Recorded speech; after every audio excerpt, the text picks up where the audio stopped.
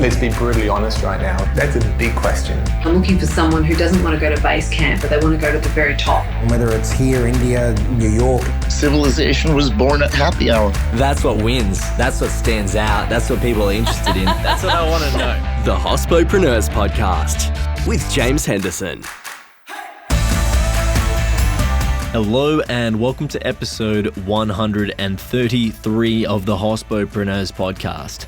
Ben Lipschitz is the co-founder and managing director of Food by Us, a wholesale food marketplace for restaurants to order from hundreds of suppliers.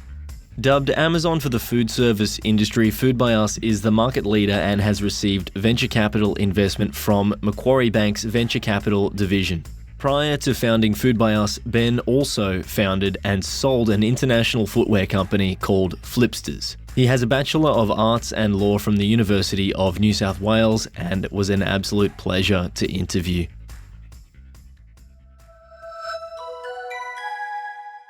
The episode today is sponsored by our friends at Access Collins. I first used their platform with Made in the Shade Group down in Melbourne to seat some of the biggest names in the industry, and it made doing so super easy. They offer a comprehensive table management and end-to-end inquiry management system, so if that's something you're looking for, check them out at theaccessgroup.com.au. Back to the show.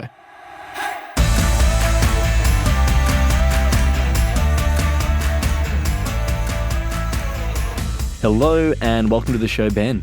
Thanks for having me. Anytime. Thank you very much for joining me today. Ben, you have an interesting business with Food by Us, and I'm interested to explore that, obviously involved with Macquarie too, and I'm interested in your journey, your background, how you've come to do what you do. But as you know, the first question that I like to ask on the show is actually a crazy hospitality story. So tell me more about either a crazy hospitality story or exceptional hospitality experience of yours. Well, I think the shortest favorite hospitality story I've got is we sell food into restaurants, and you never really want to pitch a chef at the wrong time of day, particularly during lunchtime service. One of our reps in Melbourne did just that and learned the hard way not to do that when a chef flung a potato at his head. And I always think that's indicative of the crazy environment that these guys operate in. But I think from a more personal note, it's not necessarily a crazy hospitality story, James, but December last year, this was just when COVID was starting to subside and the lockdown rules were relaxing. My girlfriend had just passed all of her architecture exams and acceptance into the profession, which is quite a big deal and takes a while. And we sort of said, can we go out for dinner? Can we celebrate this? You know, it was because it was still during that time. We weren't even sure. And we booked a restaurant in Sydney and went out together. It was the first time that we'd been out at a nice restaurant for ages. And the vibe was just excitement. And I think hospitality is a feeling. And it was just so great. Obviously, not just for us to get out there, but you feel everyone, the chefs, the waiters,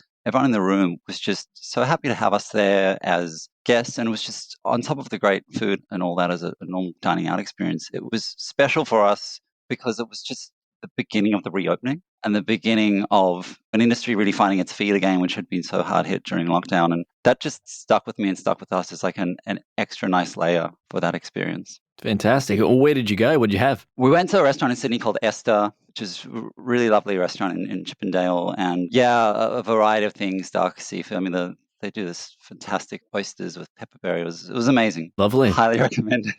Thank you for sharing that exceptional hospitality experience, Ben, and in the height of coronavirus as well. So I won't focus too much on COVID. However, obviously it affects the industry, so I'm sure it's going to come up again. And I want to just make a quick comment on your chef story there.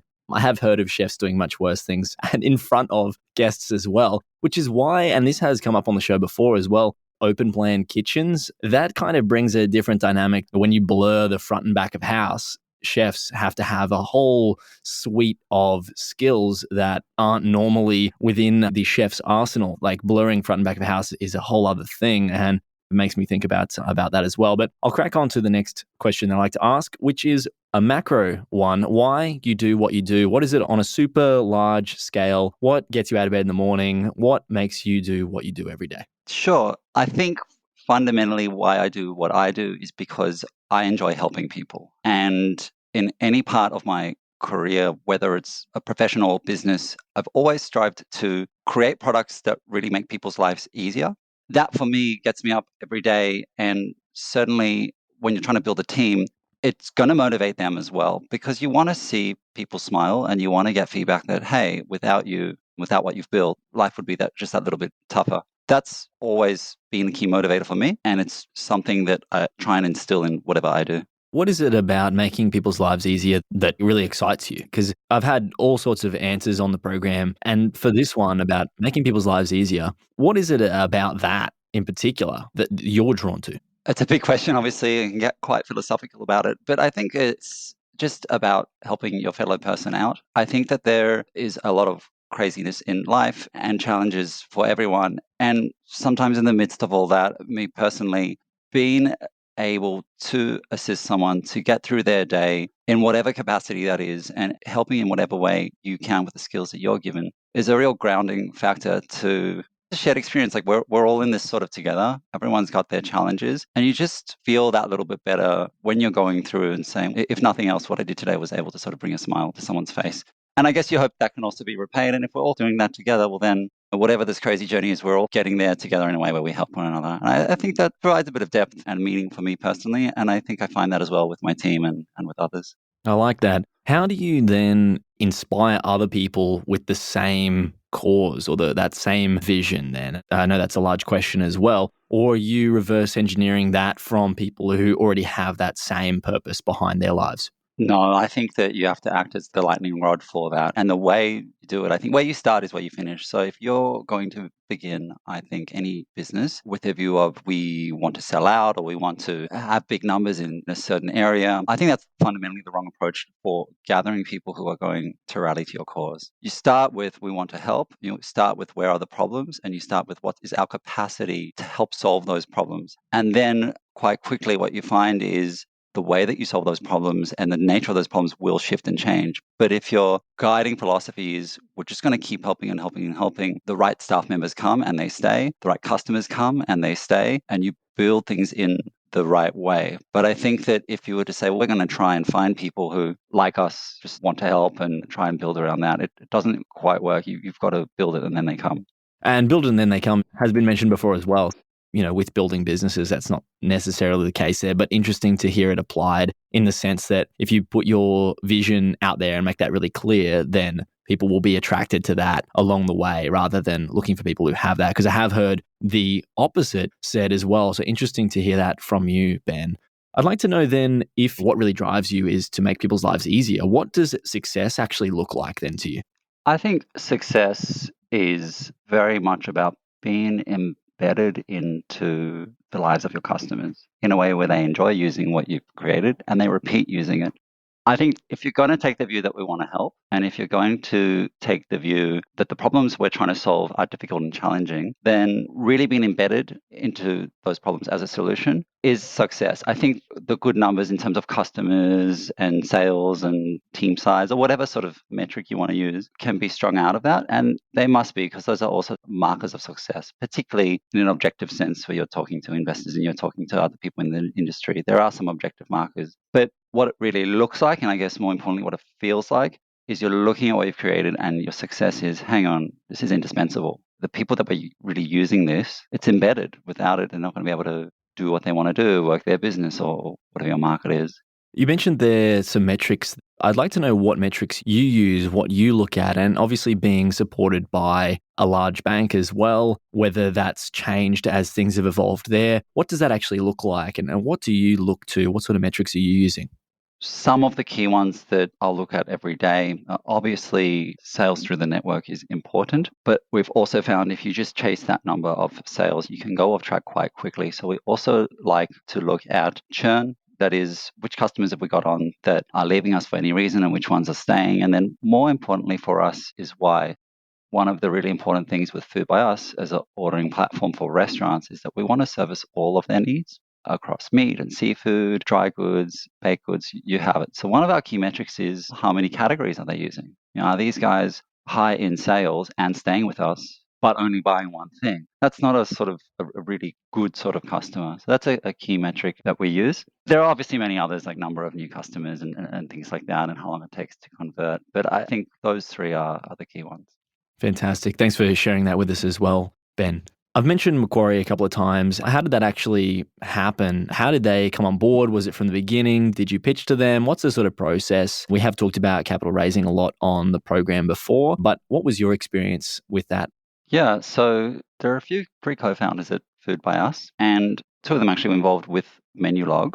And Macquarie Capital had an interest in the Menulog of Germany. And just as an almost consulting exercise, or I guess to just bring a professional in, one of my business partners was asked to help Macquarie Capital just look at this Menulog of Germany, actually flew over there, and that began a bit of a relationship. And this was years and years ago, before Menulog had exited. When we started Food by Us, that relationship was still there. And obviously, Macquarie have a bunch of experience in the hospitality space and in the marketplace space. And so they came on actually from the beginning. They were a big supporter of us and our team, and they were a big supporter of what we were trying to do in the space. And they've been a fantastic support in terms of not just guiding us, but coming in at every stage that we were raising and bringing new investors in, helping us vet them, helping act as almost like a reference for us. So it's been a very good journey with them from the beginning. Thanks for sharing that with us, Ben. I'd like to know, through that relationship with a large bank like Macquarie, what sort of benefits have you found by being connected to a large business like that to support you along the way?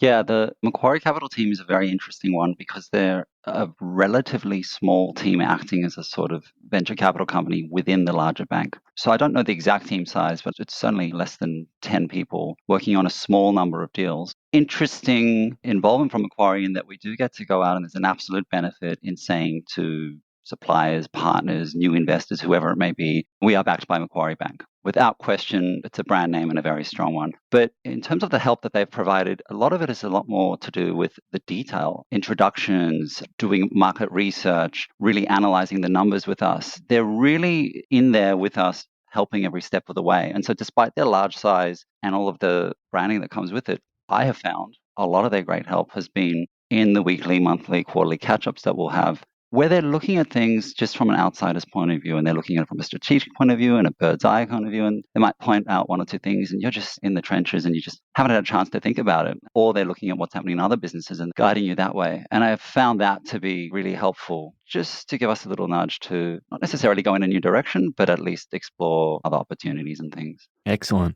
You talked about putting a smile on people's faces, which pairs quite nicely with hospitality and the hedonistic nature of the industry. What is it that you believe hospitality, whether it's retail or anywhere along the supply chain, what do you think hospitality is defined by? I think, in a word, it's service. We work behind the scene with restaurants, and we work with many suppliers, and some of them offer similar products and are able to do quote unquote similar things. But how those suppliers service the restaurants is everything. The time of day that they go there, whether they can source special items, helping those restaurants out in a pinch when they've forgotten things. This level of service, I think, is unique in hospitality, and that filters through to the restaurants, and then, of course, filters from the restaurant down to the customer. And I think it's that service that really defines the industry, perhaps more than any other industry. And it's what we see makes venues and suppliers more successful. The service component, I think, is a really strong answer there as well. I have heard all sorts of answers for this one too. What's your background? How did you come to do what you do now with Food by Us? I studied law and was a lawyer for a few moments and then decided it wasn't a career that was going to keep me engaged long term. My first business was in footwear. Started that, sold that, and then wanted to take a bit of a stab at more of a tech business, and had met up with some of the co-founders of Menulog, Gary and Tim, my co-founders. And we were working on a few different ideas and came up with Food by Us as originally a concept of people selling food to people. So James can bake a cake and sell it to Ben. And that was actually the original concept, like a Uber, but for home cooking. Very quickly, people are busy, so you can pass them 1 or 2 or 3 cakes to make during the week. But at a certain level, they've got day jobs and they just don't want to do it anymore. Not to mention the legal end of that as well. Obviously, commercial kitchens, licenses and all sorts of that stuff too. We worked very closely with New South Wales Food Authority, and none of that was a problem. It was all very collaborative. People do this all the time, sort of like a digital version of your local food market. So that wasn't the problem. And it's funny you say that, because that's what we thought was the main potential risk with the idea. But it was actually supplier constraints that started to tie us up. And every time a supplier got big, they then said, look, I just don't want to do this anymore. I'm a fashion designer or I'm a lawyer or a doctor or whatever. I don't want to do this. I've got a job. And at the same time, many cafes were calling us and saying, that pastry cabinet at the front of the cafe is a bit boring. We would love to source additional baked goods using these niche, amazing homemakers. And then the cafes started reordering. And so we had cafes having this huge demand for unique items, suppliers who really couldn't provide them. And then that became supplementing the homemakers with larger scale baked goods suppliers. And then from there, it became dairy. And then from there, it became fruit veg. And before long, the cafes were saying, we really want to source everything from you guys, from a croissant through to, sashimi. And that is how the idea grew. So it was a pivot within 1 year of starting and just grew and grew from there.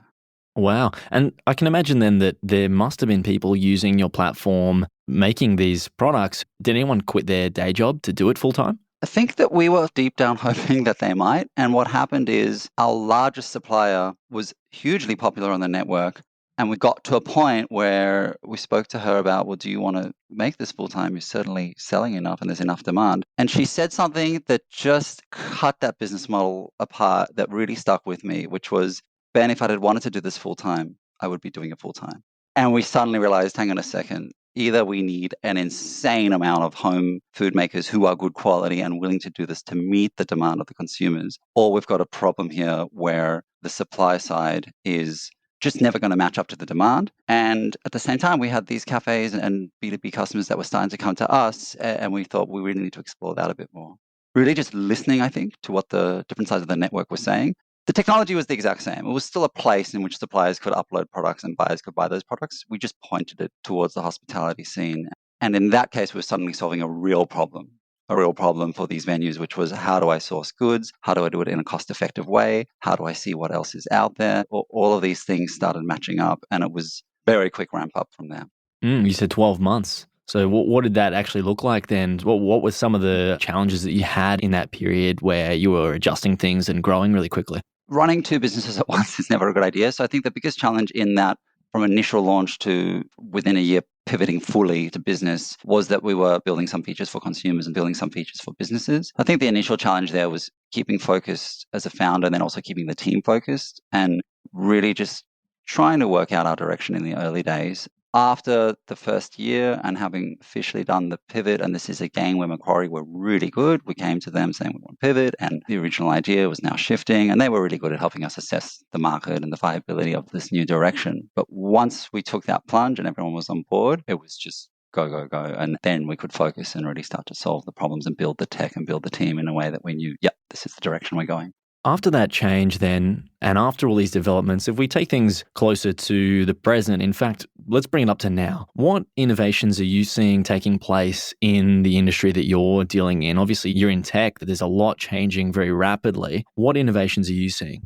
Yeah, I think that we're reaching a point of integration of all the different software pieces that any venue might want in a really good way. What we are seeing is similar bits of software serving different purposes within the hospitality scene, be it for point of sale, be it for organizing bookings, be it as a delivery network to get more customers, and how these all talk to each other and help a venue save time, save money, and really get more customers, we think is really fascinating. And what we're starting to see is that all of these non-competing services that are being used within a venue are now starting to play really nicely together, integrate with one another, work together. What I imagine in the not too distant future is people being able to start a hospitality venue just with an almost laundry list of the right software and the right things that you would need to do that, which never existed before, and where you might have had to come up with your own method of procurement or your own method for, taking bookings or whatever it is. And now it's sort of all open to be turnkey. And I think that's amazing. That is one innovation we're seeing in terms of running the business that I think is not well understood. And I think it is going to filter into how customers actually experience the restaurant. Yeah. And it's interesting you bring that up because we have seen a lot of consolidation in that space there with order at the table tech. There's the supply side businesses like yours there. There are POS systems. There's all sorts of things going on, and really interesting to see the hospitality tech world developing. So thank you for your insights there, Ben. Where are you pushing the conversation forward? So where are you focusing your attention that you think needs more, that isn't receiving it? I think that when we take a step back and look at the ecosystem of what a restaurant's doing, we are very focused on what we do and most importantly, what we don't do. Because there is so much being offered to some of these restaurants in the way of all of the services that we've described. And a really important part for us is really staying focused and understanding that we are a procurement platform for a time poor restaurant. So as soon as that venue gets really big and maybe they've got 10, 20, 30 sort of venues out there, they're probably not right for Foodbus. They've probably got a person doing procurement. And so we know, okay, that's not a space that we're really going to play in. We are more for the independent venue that is time poor, that needs this kind of thing. And there are other things as well. Yes, we're helping restaurants order food. Do we want to help them with how they cost up the dish and the profitability from that food? Again, that's a slightly different thing. And there are plenty of services that do that really well. So although we're involved in the ordering and procurement of the food, do we really want to be involved in costing dishes and things? No. So we tend to draw lines in the sand. And what that helps us do is integrate and play really well with the ecosystem rather than trying to be all things to these venues. And that, I think, is a key strategic decision we've made and allows us to very narrowly pitch ourselves to the venue and they very clearly understand what we're trying to do for them. In making those decisions, and you said before that you're very data-driven, how do you play with those ideas and how do you sit with those creative concepts and then decide what to run with, what not to run with? When we're really trying to work out our focus and where to take the product of the company, we listen a lot to the customer. We do a lot of surveys. We do a lot of interviews. We go on site with them. We look at what some of their problems are. We look at the other technology or solutions that they're using. But I think there's two sides to it. I think one is what the customer is telling you. And sometimes they're trying to help you. And so they'll say, this is the feature that I want, or this is the thing that I want you to solve. And then the other is they don't necessarily know what we're capable of building or how that problem might be solved. So they might literally tell you, hey, I would like you to let me export all of my data into a spreadsheet. And you're sort of like, okay, why? Because then I can manipulate it. Okay, why? Because then I can chuck it into Xero, my accounting package, and organize all of my invoices and receipts that way. Okay, so what you really want is for the system to talk to your accounts package like Xero. And they say, oh, can you do that? Yes, we can. So a part of it is listening to what they're telling you they literally want. And then part of it is taking a step back and saying, well, actually, how do we solve this problem? But always within the context as well of what other solutions exist to help that customer, to help this restaurant do what they want to do, that are just going to be better than what Foodbus can offer. And therefore, we're just going to recommend they plug in with A, B, and C or do it another way rather than keep trying to build tech out that's just not going to be the best version of that particular thing. We find that to be the guiding force. Data is very helpful, I think, in tracking how the business is going and things like that. But often when trying to innovate and work, particularly in hospitality, it's a face-to-face thing. It's understanding the venue, the nature of what's going on, looking at physically where these problems are arising, because of that can be quite telling in, what problem you're trying to solve. And it sounds like there in your answer, you are a lot more adaptable than just running with the data. It sounds like you're not getting much of a struggle there with too much data being backed by a bank as well, because I can imagine it might, in some other circumstances, push businesses to have too much bureaucracy to have to explain why they want to do something innovative. So it sounds like you have a lot of flexibility, which is really cool to see as well. Yeah, absolutely. I think that we use the data almost to check that we're on track and that the business fundamentals are performing. People are coming, spending, and staying. That's really what we want. But then when it comes to a lot of the innovative side and working out where the product market fit is and how we want to fit into this ecosystem with all of these restaurants, because it is such a noisy space, a lot of that can be quite qualitative. And really sitting and having high degrees of empathy is key, to sit and talk and really listen to what's going on. And yes, data can help, and data can help inform if we did X, how much of the network it might impact from a sales and profitability point of view. But a lot of that, and I think particularly in hospitality, can just come with discussions and interviews and so on. Right now, Ben, what's your biggest challenge? What is it that you're grappling with or experiencing friction with?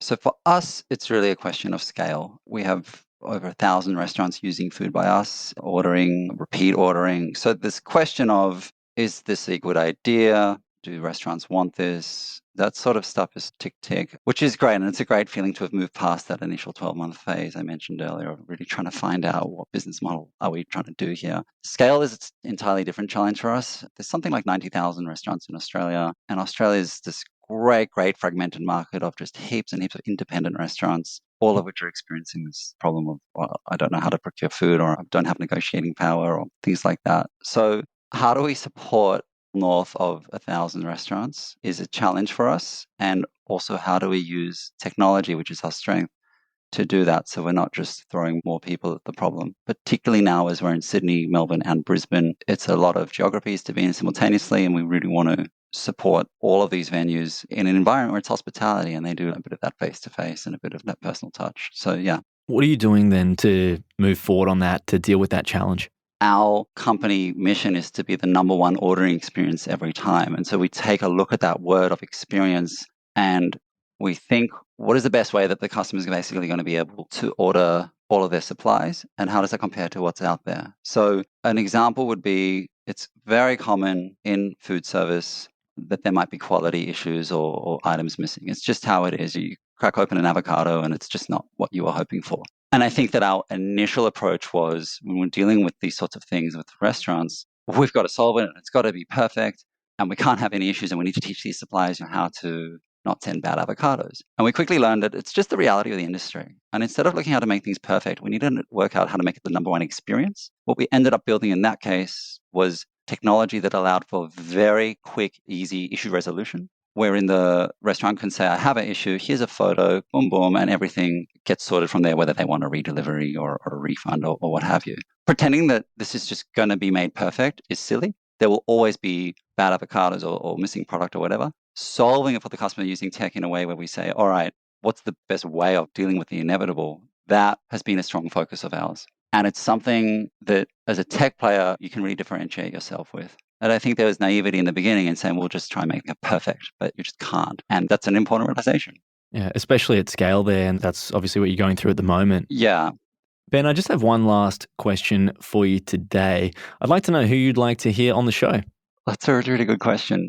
I'm from Sydney, and Maryvale's a big name in the Sydney hospitality scene. I think what Justin has done is amazing and not always fully appreciated. It's a giant of a company and all that, but the level of detail and how he's built that all together, I think is seriously impressive. I think he'd have a lot of really good war stories. Yeah, I think your answer of Justin is maybe the 6th or 7th time someone has said Justin Hems. I still haven't emailed Justin, so look, I'm just gonna get in contact with Justin. Ben, thank you very much for your time. It's been an absolute pleasure having you on, sharing your insights and telling us more about Food by Us. So thank you very much. Thanks, James. Thanks for having me. This program is hosted by James Henderson, with technical production by Jake Olver. Voiceovers were by Angus Brennan and Shim Phelan. Thanks to our distribution team, and a special thanks to you for tuning in every week.